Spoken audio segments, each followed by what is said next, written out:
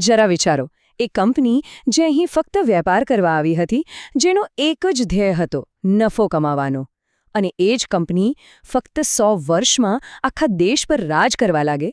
આ કોઈ ફિલ્મની વાર્તા નથી, આ તો ભારતમાં બ્રિટિશ રાજની હકીકત છે. તો ચાલો આજે આપણે આ આખી અકલ્પનીય સફરને જરા નજીકથી સમજીએ. આ કોઈ સીધી સાદી વાત નથી. આ તો યુદ્ધ, કૂટનીતિ અને જબરજસ્ત મહત્વાકાંક્ષાની એક એવી કહાણી છે જેણે ભારતનો આખો નકશો અને ઇતિહાસ હંમેશ માટે બદલી નાખ્યો. તો મૂળ સવાલ એ છે કે આ બધું શરૂ ક્યાંથી થયું? કોઈ પણ સામ્રાજ્યનો પાયો એની તિજોરી પર નિર્ભર હોય છે, અને બ્રિટિશરો માટે આ પાયો હતો બંગાળ. એમની ખબર હતી કે જેની પાસે બંગાળના પૈસા, એની પાસે આખા ભારતને જીતવાની તાકાત. જરા અહીં સમયગાળો જુઓ, ફક્ત 7 વર્ષ. આટલા ટૂંકા સમયમાં 2 એવા નિર્ણાયક યુદ્ધો થયા જેણે ભારતનું ભવિષ્ય જ બદલી નાખ્યું. 1757માં પ્લાસીના યુદ્ધથી અંગ્રેજો માટે દરવાજા ખુલ્યા, પણ ખરી રમત તો બદલાઈ 1764ના બક્સરના યુદ્ધથી. આ યુદ્ધ પછી જ તેઓ સાચા અર્થમાં બંગાળના માલિક બન્યા, અને સમજી લો કે અહીંથી જ એમના સામ્રાજ્યનો પાયો નંખાયો.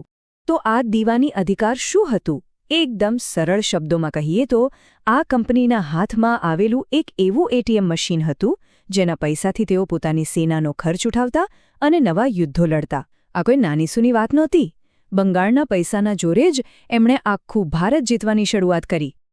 સારું, તો બંગાળ તો કબજે કરી લીધું, પણ હવે અંગ્રેજોનો સામનો થયો દક્ષિણના વાઘ સાથે, એટલે કે શક્તિશાળી અને આધુનિક વિચારધારાવાળા મૈસૂર રાજ્ય સાથે. અને આ ટક્કર બિલકુલ સહેલી નહોતી. આ 4 યુદ્ધોની યાદી અંગ્રેજોની લાંબા ગાળાની રણનીતિ બતાવે છે. જુઓ, તેમણે મૈસૂરને એક જ વારમાં હરાવવાની કોશિશ ન કરી, પણ ધીમે ધીમે 4 યુદ્ધો લડીને તેમણે મૈસૂરને કમજોર કરી દીધું. ભલે પહેલા યુદ્ધમાં હૈદર અલી જીત્યા, પણ અંગ્રેજોએ મરાઠા અને નિઝામને સાથે મળીને ટીપુ સુલતાનને એવો ઘેર્યો કે આખરે એમના રાજ્યનો અંત આવીને જ રહ્યો. અને ટીપુ સુલતાન એ માત્ર એક રાજા નહોતા, એમનું ઉપનામ જ હતું મૈસૂરનો વાઘ. ખૂબ જ આધુનિક વિચારસરણી ધરાવતા હતા. ફ્રાન્સની ક્રાંતિથી એટલા પ્રભાવિત હતા કે એમણે પોતાની રાજધાની શ્રીરંગપટ્ટનમમાં સ્વતંત્રતાનું વૃક્ષ પણ રોપાવ્યું હતું. અને અંતે પોતાની રાજધાનીને બચાવતા બચાવતા જ તેઓ શહીદ થયા. દક્ષિણનો સૌથી મોટો પડકાર તો હવે પૂરો થયો, એટલે અંગ્રેજોએ પોતાનું ધ્યાન વાળ્યું ભારતની તે સમયની સૌથી મોટી તાકાત તરફ, એટલે કે વિશાળ મરાઠા સામ્રાજ્ય તરફ. હવે મરાઠાઓને હરાવવા માટે અંગ્રેજોની રણનીતિ જુદી હતી. તેમને તલવાર કરતાં વધારે ઉપયોગ કર્યો કૂટનીતિનો. એમણે જોયું કે મરાઠા સરદારોમાં અંદરોઅંદર જ મતભેદ છે. બસ આ જ વાતનો એમણે ફાયદો ઉઠાવ્યો. એમના ઝઘડાઓને વધુ હવા આપી, એકબીજા સામે લડાવ્યા, અને જ્યારે તેઓ નબળા પડ્યા ત્યારે પોતે હાવી થઈ ગયા. પરિણામ, 3 મોટા યુદ્ધો પછી એક સમયે જે મરાઠા સામ્રાજ્યનો ડંકો વાગતો હતો એ સંપૂર્ણપણે વિખેરાઈ ગયો, અને પેશવાનું પદ પણ હંમેશ માટે નાબૂદ કરી દેવાયું. તો પૂર્વ, દક્ષિણ અને પશ્ચિમ ભારતમાં પોતાનો સિક્કો જમાવ્યા પછી અંગ્રેજોની નજર હવે ઉત્તર તરફ ગઈ, જ્યાં એમના રસ્તામાં એક છેલ્લો મોટો સ્વતંત્ર રાજ્ય ઊભું હતું, પંજાબનું શીખ સામ્રાજ્ય. આ એક વાક્ય જ બધું કહી દે છે, ખરું ને? મહારાજા રણજીત સિંઘ, જેમને લોકો શેર-એ-પંજાબ તરીકે ઓળખતા હતા, એમની તાકાત એટલી હતી કે અંગ્રેજો પણ સતલજ નદીને જ સરહદ માનીને ચૂપચાપ બેસી રહ્યા. પણ એમના ગયા પછી પરિસ્થિતિ સંપૂર્ણપણે બદલાઈ ગઈ. રણજીતસિંહના અવસાન પછી પંજાબમાં અંધાધૂંધી ફેલાઈ ગઈ. સત્તાનો લોભ અને અંદરોઅંદરના વિશ્વાસઘાતે શીખ સામ્રાજ્યને અંદરથી પોલું કરી દીધું. બસ આ જ તકનો લાભ ઉઠાવીને અંગ્રેજોએ 2 યુદ્ધોમાં બહાદુર ખાલસા સેનાને પણ હરાવી દીધી, અને 1849માં ગવર્નર જનરલ ડેલહાઉસીએ આખા પંજાબને બ્રિટિશ રાજમાં ભેળવી દીધું. અને આ જીતનું સૌથી મોટું પ્રતીક શું બન્યું?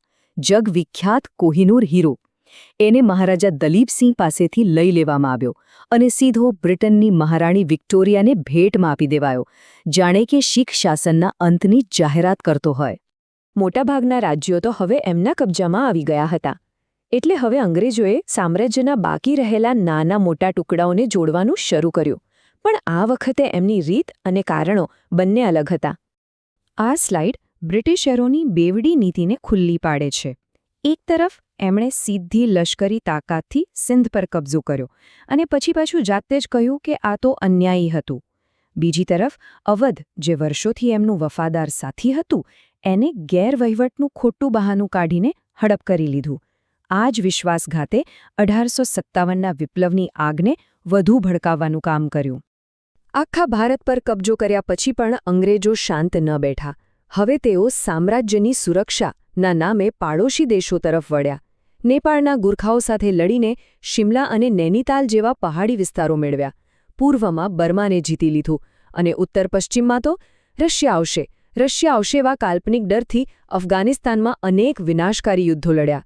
તો 1757થી શરૂ થયેલી આ કહાણીમાં આપણે જોયું કે કેવી રીતે એક વ્યાપારી કંપનીએ એક પછી એક રાજ્યને પોતાના તાબા હેઠળ લાવીને આખા ભારત પર પોતાનું રાજ સ્થાપિત કર્યું. ચાલો આ 100 વર્ષની સફર પર એક છેલ્લી નજર નાખીએ. આ સમયરેખા આખી વાર્તાનો સાર છે. બધું જ એક ડોમિનો ઇફેક્ટ જેવું હતું. બંગાળના પૈસાથી મૈસૂર પર હુમલો થયો, મૈસૂરના પતનથી મરાઠાઓ નબળા પડ્યા અને મરાઠાઓના ગયા પછી પંજાબ એકલું પડી ગયું. જોતજોતામાં ફક્ત 100 વર્ષમાં એક વેપારી કંપની ભારતની સર્વોચ્ચ સત્તા બની ગઈ અને 1857 આવતા સુધીમાં તો એમની સત્તાને પડકારનાર કોઈ બચ્યું જ નહોતું. અને આ આખી અત્યાચાર, શોષણ અને વિશ્વાસઘાતની 100 વર્ષની ગાથા આપણને એક જ સવાલ પર લાવીને મૂકી દે છે. શું 1857નો મહાન સંગ્રામ એ ફક્ત એક બળવો હતો કે પછી આ 100 વર્ષના દમનનો એક સ્વાભાવિક અને અનિવાર્ય જવાબ હતો? આના પર વિચારવા જેવું ખરું?